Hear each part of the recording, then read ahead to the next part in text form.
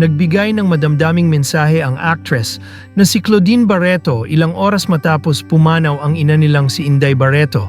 Sa kanyang FB post umaga ng January 30, inihayag ni Claudine ang pagmamahal sa ina. Nagpasalamat din siya sa mga kapatid sa pag-aalaga sa yumaong ina. Gayon din sa publiko na nakikiramay sa buong pamilya.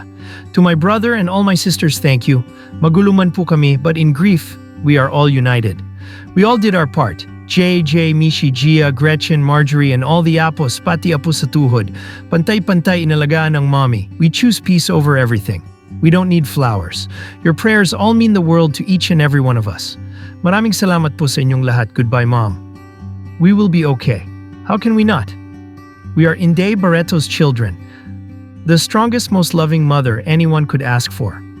Pumanaw na si Mrs. Inday Barreto nitong Huwebes ng gabi. Enero 29, 2026 sa edad na 89. Ito ay kinumpirma mismo ng isa sa mga anak na si Joaquin JJ Barreto sa pamamagitan ng isang social media post.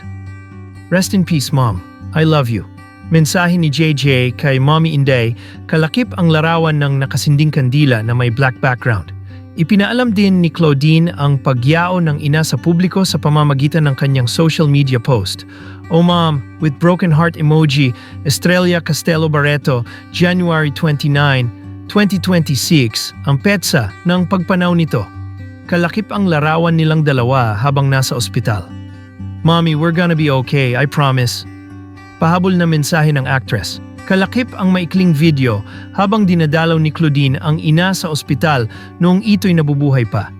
Matatandaang nitong mga nakaraang araw nang ibahagi ni JJ ang larawan ng ina habang nasa intensive care unit ng St. Luke's Medical Center sa Taguig. Nakablur ang mukha ni Mommy Inday sa larawan habang present naman sa tabi niya si JJ at ang bunsong si Claudine Barreto. Get well, Mom, praying emojis, caption niya sa post. Sa ngayon ay wala pang pahayag kung ano ang naging sanhi ng pagkamatay ni Mommy Inday. Ngunit base sa naging interview noong Setyembre, 2024 ni Claudine ay may sakit na lupus ang ina. Humingi ng panalangin si Claudine para sa ina nang madala ito noon sa ospital dahil sa sakit na lupus. Base sa mga post ni Joaquin sa social media, sa huling mga buwan ng 2025 ay pabalik-balik sa ospital si Mommy Inday.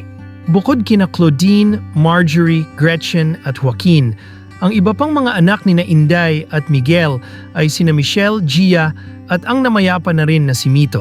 Si Miguel Barreto, ang asawa ni Mommy Inday, ay pumanaw naman noong 2019.